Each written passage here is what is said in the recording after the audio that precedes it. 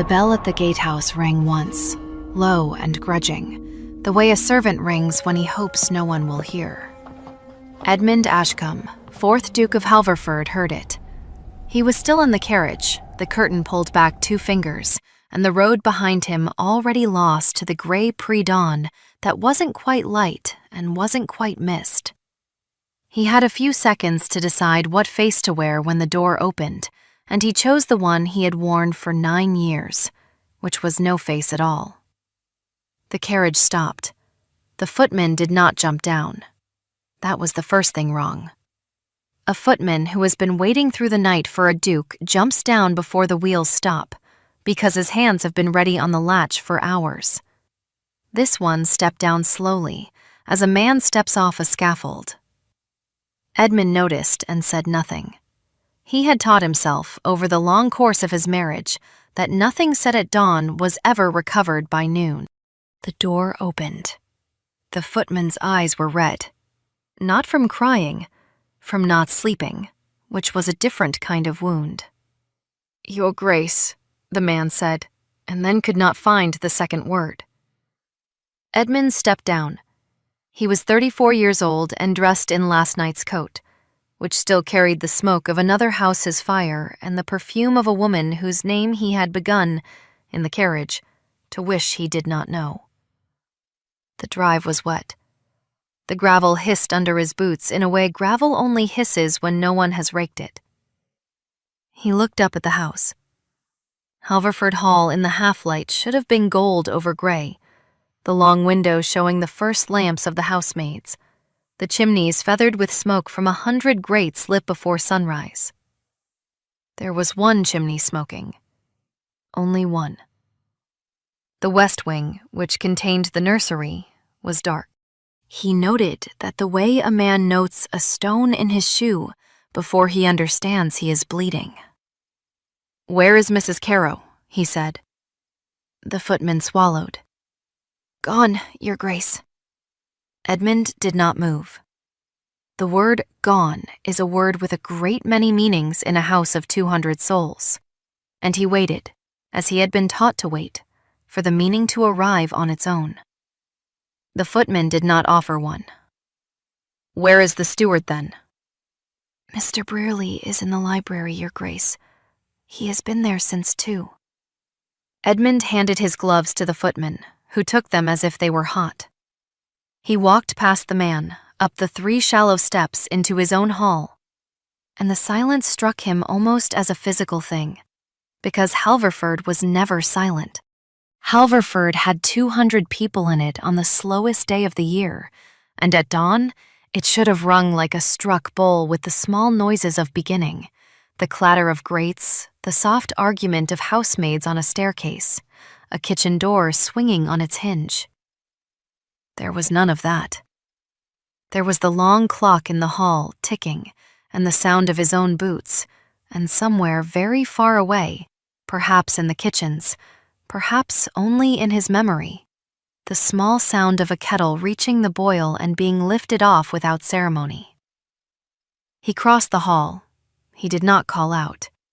He had been raised by a mother who would not have called out in a burning house, on the principle that a duchess's voice should never be heard before the breakfast bell, and he had inherited the principle, if not the burning house. The library door stood half open. Brearley was at the desk. He was not writing. He had a candle, although the windows were beginning to gray, and he was holding a folded letter between his thumb and finger, as a man holds a wasp. He rose when Edmund entered, and the rising was slow, because he had been at the desk too long. "Your Grace," he said. Edmund closed the door. "Sit down, Brearley," he said. Brearley sat. Edmund did not. He stood at the window, his back to the room, his hands clasped behind him, and watched the line of the eastern sky lift one shade from iron to pewter. "The nursery," he said. "Yes, Your Grace." "Where is my son?" He spoke the words evenly, the way a man names a card in a game he has already lost. And the steward, whose courage failed in many small matters, but had never yet failed in a large one, said, "He is not here, Your Grace." "Her Grace took the boy at midnight," Brearley said. "She left a letter." "She left two. One is for you. The other is addressed to the parish, and she instructed me to read it at noon, but I have not yet." "The estate, Your Grace." "The estate," Brearley said, and his voice did the small dry crack of a man stepping on a frozen puddle. "The estate has been sold." Edmund turned from the window then, but slowly, the way a man turns a heavy gun on a fixed mount, and his face when he turned was so perfectly empty that Brearley, who had served 3 dukes in this room, took an involuntary step back behind the desk, as if the desk could shield him from a stillness. "Sold," Edmund repeated. The word was not a question. It was a piece of stone he had picked up to weigh. The steward laid the folded letter down between them, very carefully, as one lays down a thing that may still bite. "The papers were drawn yesterday morning, Your Grace, while you were at Lord Aysgarth's. They were signed yesterday evening. They were lodged at Wexford Impel by 9:30. The purchaser took the keys at midnight from her own hand at the gate." Edmund did not pick up the letter. He looked at it as if it were a small animal he had not invited into the room. "From whose hand?" he said. "Her Grace's, Your Grace." Edmund nodded once. "To whom?" he said. "A Mr. Halloran, Your Grace, of Liverpool. A merchant. He has been in the county a week. He is at the bell at Halverford Cross. He has paid in full." Edmund considered the name Halloran. He turned it over. He did not know it. He had been a duke for 11 years and had believed, with the slow conviction of a man who has never been seriously contradicted, that a duke ought to know every name that could meaningfully bear on his land within 40 miles. And he had been wrong, evidently, by at least one. "By how much?" he said. Brearley did not pretend to misunderstand. £82,000, Your Grace. The whole of the entailed estate is unaffected, of course. Halverford itself stands. But the unentailed lands, the Welsh holdings, the Cumberland mines, the London properties on Half Moon Street and at Bedford Square, the plate, the library, the pictures in the Long Gallery, the carriages, the horses, with the exception of the 4 greys which were considered yours personally. The whole of the household plate, save the family christening cup. The home farm, with stock and implements. Edmund listened to the inventory the way a man listens to his own bones being named at a coroner's table. He did not interrupt. When Brearley reached the home farm, he stopped. "There is more, Your Grace, but the substance is there." Edmund crossed to the desk. He did not sit. He picked up the letter at last, with 2 fingers, and broke the seal. It was her seal, the small foxglove she had used since the year of their engagement, and the wax was so fresh it had not yet wholly hardened at the edges. He read standing. The letter was short. He had expected that. Clara had never used a long sentence when a short one would cut. "Edmund, by the time you read this, the boy and I are gone where you will not find us. Which is to say, not far, only out of your reach. I have taken nothing that was not mine to take. I have sold what could be sold. The price is in 3 accounts under names that are not yours, and the law will not undo any of it before the boy is grown, because I have made certain of that with men cleverer than the ones you keep. You will say I have ruined you. I have not. You ruined yourself and took 11 years to notice. I have only ruined the furniture. Do not come after us. Do not write. Do not send. If you behave, In 2 years, I will send you a portrait of him so that you may remember what he looked like at 6. If you do not behave, I will send you nothing, and you will spend the rest of your life remembering instead the smell of another woman's hair. Goodbye, Edmund. I did love you once. It is the worst thing I have to confess. Clara. Edmund read the letter through. He read it again. He folded it on the same creases she had folded it on, which was an old habit of his, and laid it back on the desk. He felt, with a clinical interest for grief, the way a man feels along his ribs for a break. He could not find it yet. He found only an enormous calm, like the calm one stands in at the center of a room that has just been emptied of all its furniture, where the carpet shows the bright squares of where the chairs used to be. The nursery, he said again. I have not been in. The nurse, Brearley. The nurse left with her grace, your grace. So did Mrs. Carrow. So did the 2 upper housemaids. So did Pell, the cook's boy, who was, I believe, sweet on the underservant Jenny, who also left. The kitchen is held by Mrs. Tovey alone, who will not abandon her ovens. The stables are held by the head groom, who would not leave the greys. Of the indoor staff, your grace, 11 remain, of 42.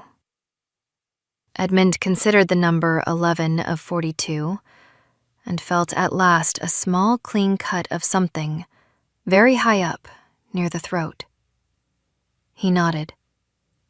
Tell Mrs. Tovey, he said, that I will take coffee in the morning room in a quarter of an hour. Tell the head groom that the greys are not to be put to until I send word. Tell the rest of the household, what there is of it, to gather in the hall at 8. He paused. And Brearley. Yes, your grace. The letter to the parish. Burn it. The steward did not move. I cannot, your grace, he said. It is a copy. The original is already with the vicar. Edmund inclined his head, as one does when a clever opponent makes a move one had not foreseen. Of course, he said. Of course she did. He left the library. He went up the great staircase alone. The long carpet had been taken up in the night, and his boots rang on the bare oak, and the empty rectangles where the portraits had hung the night before showed in the wallpaper as faint, warmer shapes. The ghosts of his grandfathers gone to a Liverpool merchant by way of a clerk in Wexford and Pell. He passed his own bedchamber and did not look in. He went on, along the east corridor, past the morning room, past the small sitting room his mother had used and his wife had not, to the door at the end of the west wing. The door of the nursery stood ajar. He had not, in 11 years of marriage and 6 years of fatherhood, ever pushed that door open with his own hand. He had been carried past it, as a man is carried past every small room of his house by the current of a duke's day, summoned in only to admire, only to approve, only to be told the child was thriving, was sleeping, was beginning his letters. He pushed it open now. The room was not empty in the obvious sense. It had been emptied with care. The cot was still there, stripped to the ticking. The little chair was still there, on which a nurse had sat through fevers he had not been told the names of. The rocking horse was still there, a dappled gray his own father had given the boy at 3, because gray horses were the Halverford fancy. The board books were still there, in a neat stack on the low shelf, none of them new. What was gone was the small things, the clothes, the brush, the wooden soldiers, a regiment at a time, the cup with the painted hair, the blue blanket the nurse had carried over her arm down to the garden every fine afternoon, that he had seen, once or twice, from the library window, and had taken to mean the boy was well. The blanket above all. He stood in the doorway and looked at the cot and felt, at last, the place where grief lived, which was not in his throat or his chest, but lower, behind the breastbone, a small clean hole the size of a thumb. He went in. He sat down on the little chair, because the little chair was the only thing in the room that had ever borne the weight of a person waiting for the boy. And he wanted, for one moment, to put his weight in the same place. The chair held him. He set his hands on his knees and looked at the cot, and tried to remember the last time he had stood beside it. He could not. He could remember the year. He could not remember the season. He could not remember whether the boy had been awake. He thought, with a precision that surprised him, that he had not held the child since the christening, except at the small annual photograph the dowager insisted upon, and that even there the boy had been handed to him already arranged, as one is handed a sword for a portrait, and taken away again as soon as the shutter was free. He sat in the little chair for what he afterwards judged to be 3 minutes. He counted them, because he had begun in the last quarter of an hour to count things, as a man counts beads when he has lost the thread of a prayer. 3 minutes. Then he rose, and he closed the nursery door behind him, and he went down to the morning room, where Mrs. Tovey, who weighed 14 stone and had cooked in this house for 30 years, and would not have abandoned her ovens for the second coming, had set out coffee on a tray, with 1 cup and 1 plate and 1 slice of bread. He thanked her. He had never in his life thanked the cook. She received the thanks as one receives an unexpected coin in a sleeve, with a small, startled look she did not permit to develop into a smile, and went out. He drank the coffee. He did not eat the bread. At 8 o'clock he went down to the hall and found 11 people, standing in a row along the wall under the empty squares where the portraits had been. They had arranged themselves, as English servants always will, in order of precedence, so that he could read his household at a glance. And what he read was this: the steward, the cook, the head groom, the under-butler who had been promoted by absence, 2 footmen, a hall boy, a laundress, an old woman from the still-room whose name he was sorry to discover he did not know, the gardener, and a girl of perhaps 14 with red hands who he understood, after a moment, to be the kitchen maid. 11. He stood before them. He did not climb the half-step onto the landing. He stood on the same floor they stood on, which was a small thing and also not. And he spoke. "I am told," he said, "that her grace has gone, and that she has taken my son, and that she has sold the unentailed estate. I am told that some among you went with her. I am told that you, who are here, did not." He paused. The clock ticked. "I will not ask any of you why you stayed," he said. "I will only say that I know you did not stay for me." He looked at Mrs. Tovey. "You stayed for the ovens." He looked at the head groom. "You stayed for the greys." He looked at the gardener. "You stayed for the espaliers, which would die in a fortnight without you." He looked, last, at the girl of 14 with red hands. He did not know why she had stayed. He suspected, from the way she stood with her shoulder almost touching the laundress's shoulder, that she had stayed because the laundress was the only person in the world who had ever been kind to her. And the laundress had stayed because she was 63 and had nowhere else to go. He inclined his head to all of them at once. "Whatever the reason," he said, "I am in your debt. And a duke who acknowledges a debt to his household for the first time at the age of 34 is a poor enough thing. But he is at least an honest one, as of this morning." He paused again. The hall was very quiet. He thought, with a private dryness that surprised him, that he had never in his life made a speech to so few people, and had never in his life meant one so entirely. "The house," he said, "will not be closed. The fires will be lit, what fires we can manage. We will eat in the morning room, all of us, at the same hour until further notice, because there are not enough of us to justify the dining room, and I will not pretend otherwise. Brearley will continue the accounts. Mrs. Tovey will continue the kitchen. The Greys will be exercised. The espaliers will be watered.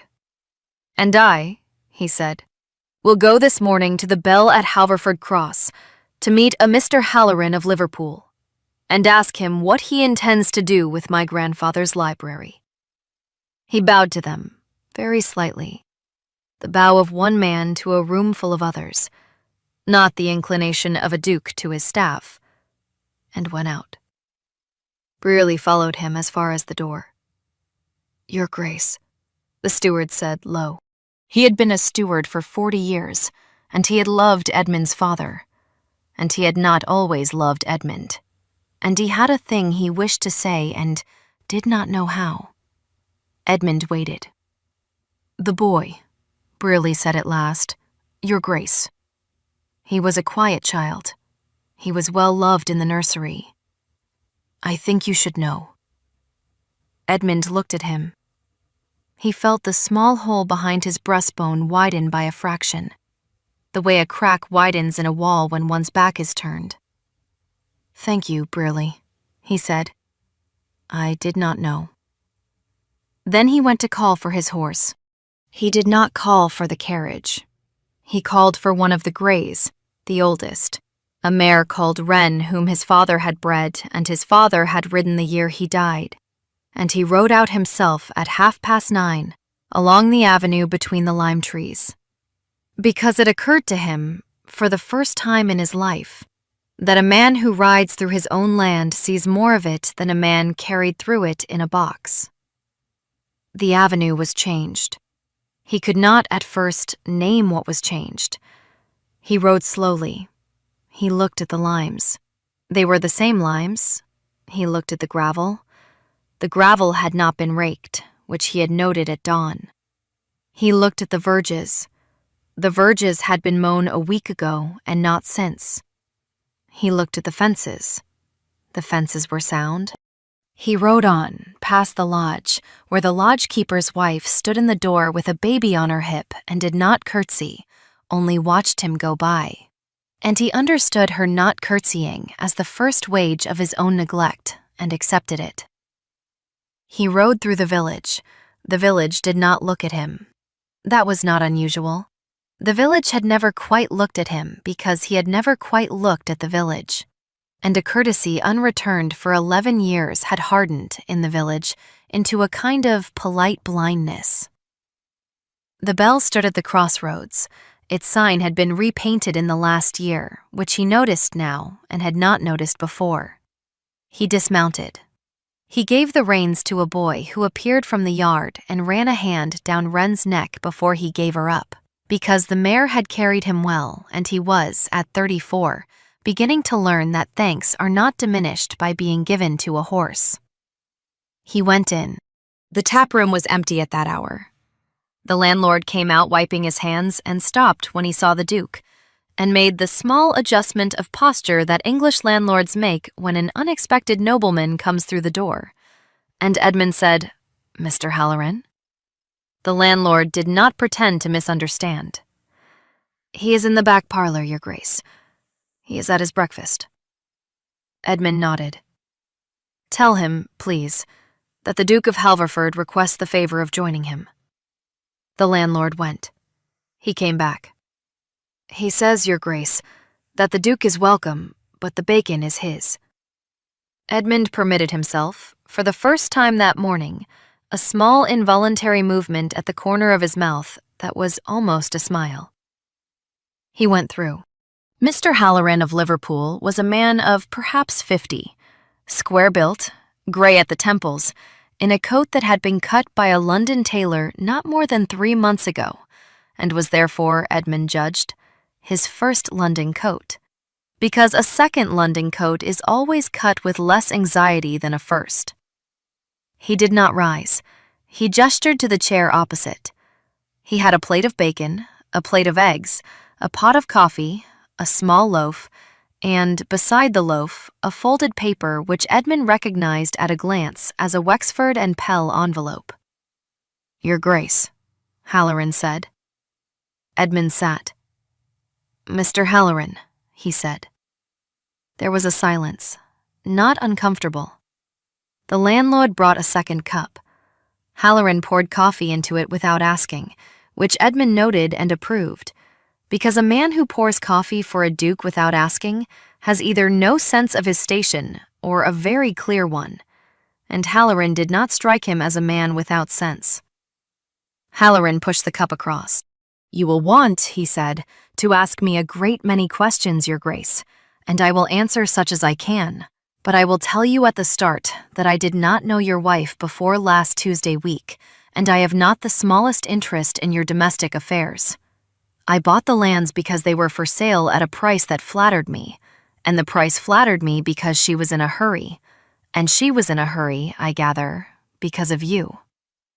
That is the whole of what I know of you, Your Grace, and I would prefer, if it is the same to you, to keep it so." Edmund considered the man. He took a sip of the coffee, which was better coffee than he had expected at the Bell, and he set the cup down. "Mr. Halloran," he said. "Yes, Your Grace." "Tell me," he said, "what you intend to do with my grandfather's library." Halloran put down his knife. He looked at Edmund for a long moment, and Edmund had the impression of being weighed on a set of merchant's scales that had weighed a great many heavier things, and found himself, to his slight surprise, not entirely contemptible.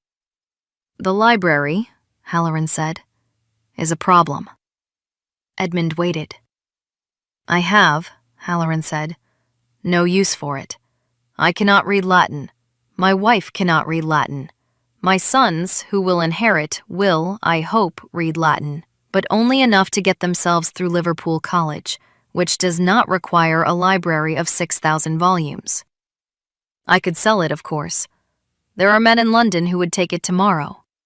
He paused. He took up his knife again and did not use it. "But," he said, "I have been in your gallery, Your Grace, and I have stood in your library, and I have stood in the long gallery where your grandfathers used to hang, and I have a notion, which I have not yet told my wife because she will laugh, that a man who has bought a great house should know what he has bought before he sells off the parts of it." He looked at Edmund. "So I will not sell the library this year," he said. "I will perhaps not sell it next year.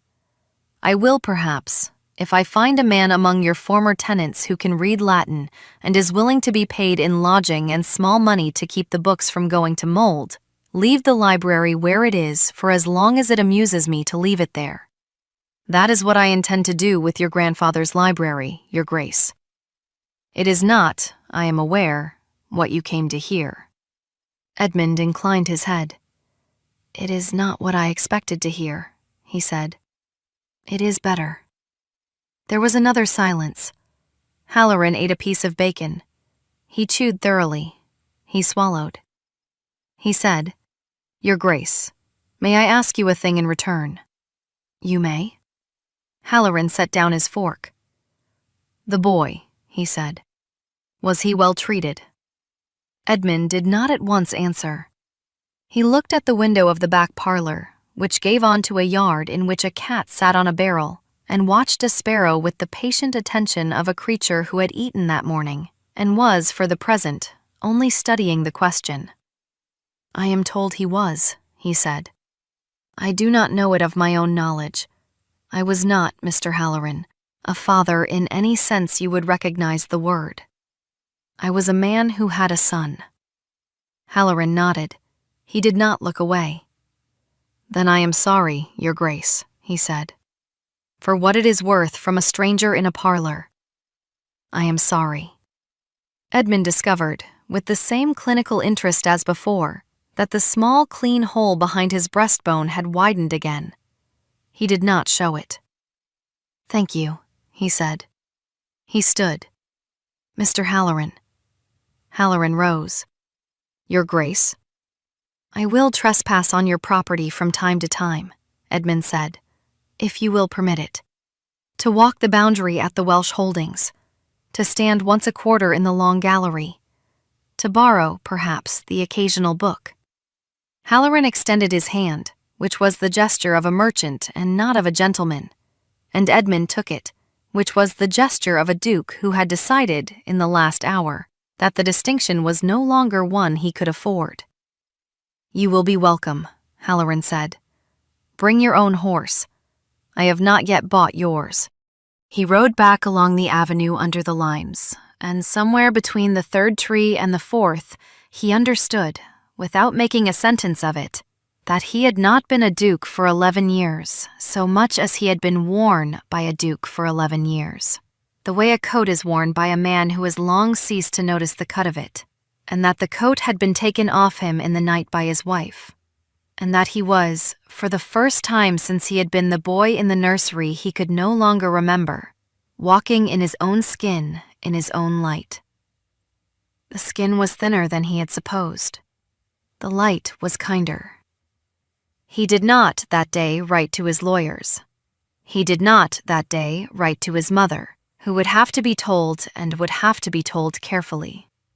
He did not, that day, do any of the things a duke is expected to do when his house has been gutted in the night. He rode home. He gave wren to the head groom. He thanked the head groom, who received the thanks with the same startled sleeve-coin look as the cook had earlier, and went into the house. He went down to the kitchen, which he had not entered since the year he was 9, and he asked Mrs. Tovey what she would have him do until dinner. Mrs. Tovey, who in another age would have fainted and in this one only considered the question on its merits, told him that the apples in the still-room wanted turning, and he turned them, slowly and methodically, for 40 minutes, and at the end of 40 minutes, the still-room woman whose name he had been sorry not to know told him, without quite looking at him, that her name was Mrs. Penhale, and that her late husband had been a blacksmith at Halverford Cross, and that her son had emigrated to Canada the year of the bad winter, and that she had 3 letters from him which she could not read because her eyes were going, and that if his Grace would be so kind one evening, she would be obliged.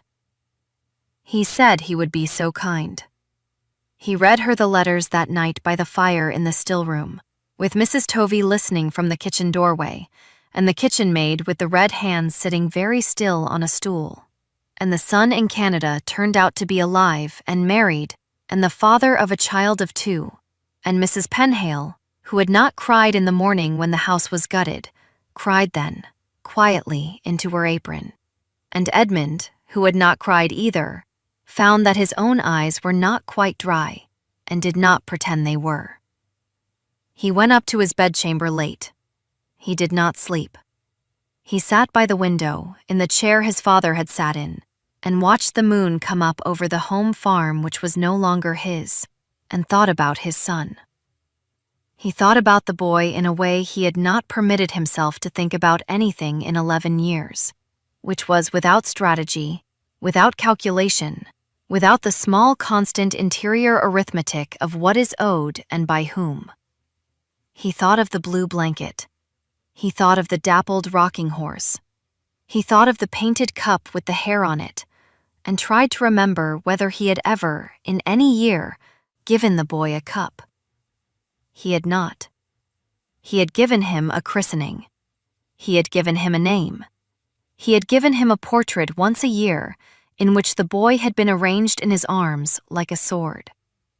He had given him nothing else that the boy could carry away in a nurse's bag at midnight. He understood, sitting in his father's chair, that his wife had not stolen his son.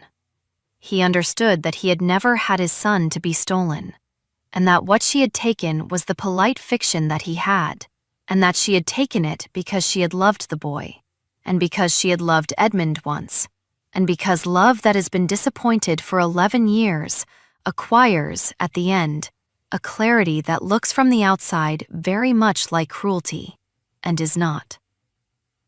He sat with this knowledge for a long time. He did not weep.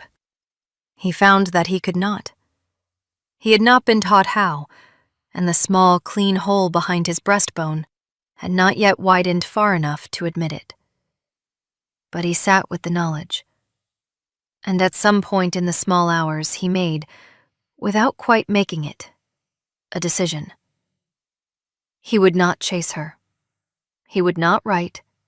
He would not send. He would do the only thing he had ever read in any book that struck him as worth doing in such a case, which was to become, slowly and without witnesses, a man whom, in 2 years' time, when she sent the portrait of the boy at 6, she would not be sorry to have once loved. It was, he thought, a very small ambition for a duke. It was, perhaps, the first real one he had ever had. He slept at last in the chair, and woke at dawn with a stiff neck and a clearer mind, and went down to breakfast in the morning room with the 11, because they had agreed to take their meals together, and because Mrs. Tovey, who had been a cook for 30 years, had decided that a household of 12 was a household that ate at one table, and a duke who disagreed with Mrs. Tovey on a matter of catering was a duke who would eat his eggs cold. He did not disagree. He ate his eggs hot. He passed the salt to the gardener, who took it without thanks, because the gardener was not a man who thanked anyone for salt. And Edmund found himself, again, almost smiling. The weeks went by, and then the months. He learned the names of the 11. He learned the names of the village. He learned that the lodgekeeper's wife was called Bridget, and that her baby was called Tom, and that Tom had been ill in the autumn with a croup the doctor had not been called for because the doctor had not been called to a lodgekeeper's child in the memory of any lodgekeeper. And Edmund called the doctor the next time and paid him out of his own pocket, and Bridget curtsied to him on the road thereafter, not with the polite blindness of before, but with the small, awkward warmth of a woman who has not yet decided how to be grateful and is practicing. He learned that the gardener was called Mr. Jellicoe, and that Mr. Jellicoe had a daughter who taught the village school, and that the village school had no Latin, and that Mr. Jellicoe's daughter, who was 23 and freckled and unmarried and entirely unimpressed by dukes, would like very much to learn Latin if there were anyone in the parish willing to teach her. Edmund taught her Latin. He taught her on Tuesday evenings in the library of Halverford, which was, by the terms of his agreement with Mr. Halloran, still his to use. And he taught her badly at first, and better as the months went on, and by the time the snow came in November, she could read a page of Caesar with only minor swearing, which was, Edmund thought, the proper response to Caesar from any woman of sense. Mr. Halloran came down to the country in the spring. He stayed at the Bell. He walked up to Halverford one afternoon, not by invitation, but by the easy gait of a man who has bought a house and means to look at it. And he found Edmund in the long gallery, dusting his grandfather's portraits with a soft cloth, because the Liverpool merchant's housekeeper had not yet been engaged, and the dust was beginning to settle. Halloran stood in the doorway and watched for a while. "Your Grace," he said at last. Edmund turned. He had a smudge on his cheek. "Mr. Halloran." Halloran came in. He looked at the portraits. He looked at Edmund. He said, "I have been thinking, Your Grace, about the library, and about the long gallery, and about the home farm, and about a great many other things." Edmund waited. Halloran said, "I am not a sentimental man. I am a Liverpool man. I have made my money in cotton and ships and small interests in railways, and I do not believe, on principle, in giving back what I have bought.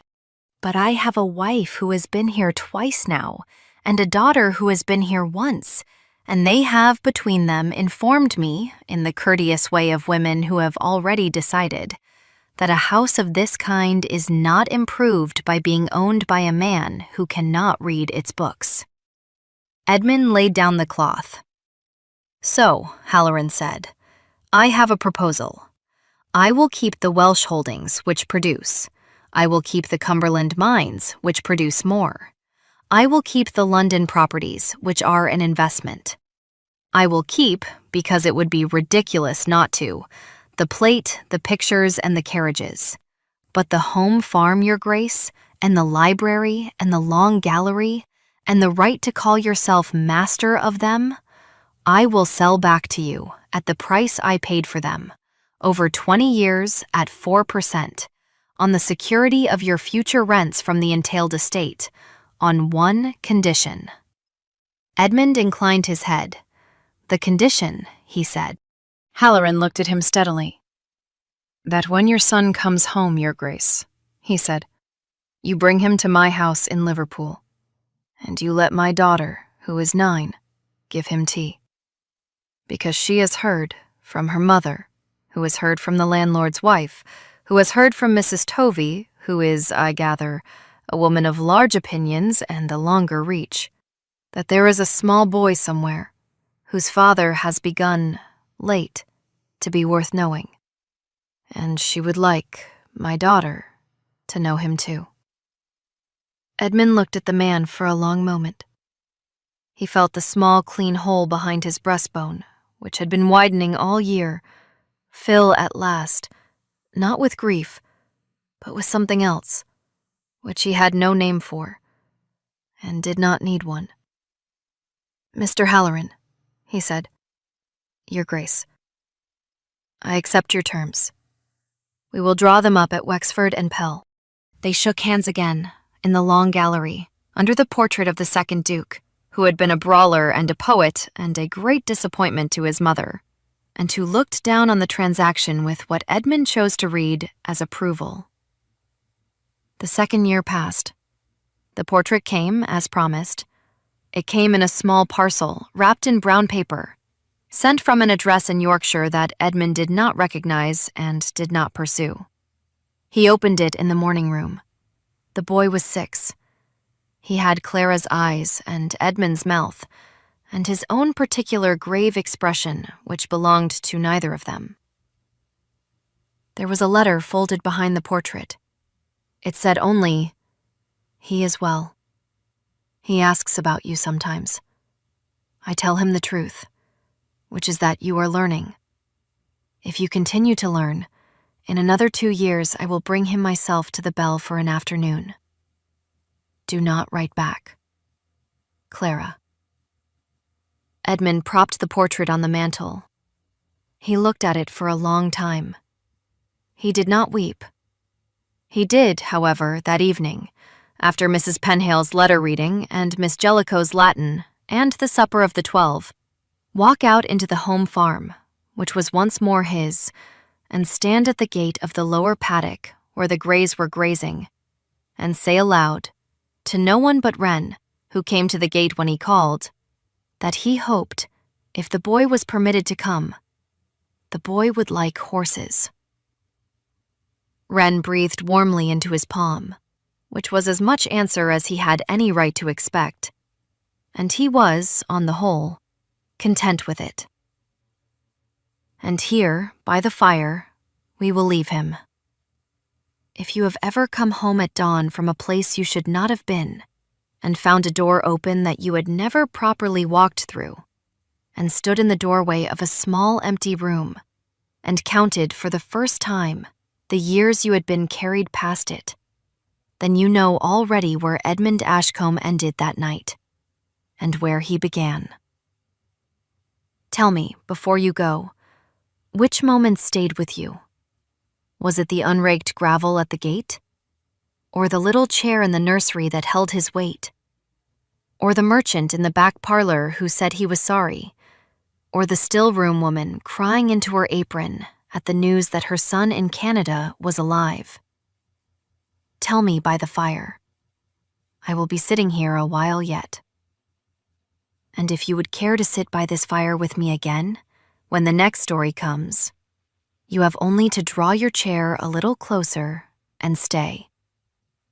There will always be a place kept for you here, and another story laid by, the way one lays by a good log for the late hour, against the cold and the dark, and the long quiet that comes before sleep.